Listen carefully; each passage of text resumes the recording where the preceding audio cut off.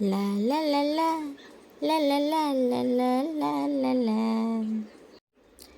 ତ ଚଲନ୍ତୁ ଆଜି କରିବା ଆଳୁ ଫ୍ରାଏ।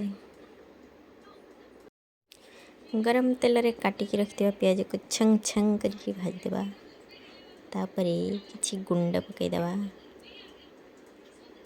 ତାପରେ ଚୁନ ଚୁନ କରି କାଟିକି ରଖିଥିବା ଆଳୁକୁ ଦେଇଦେବା। ତାପରେ ଆଳୁ ସିଝିବା ଯାଏଁ ତାକୁ ଟିକେ ଭାଜିଦେବା। ଆଉ ଟିକେ ସ୍ୱାଦ ଅନୁସାରେ ଲୁଣ ବି ଦେଇଦେବା।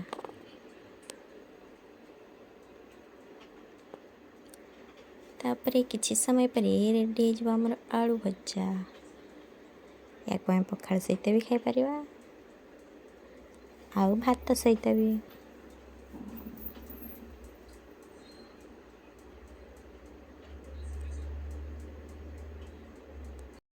ଆଳୁ ଭଜା ଆମର ରେଡ଼ି ହେଇଗଲା, ଚାଲ ଖାଇବା।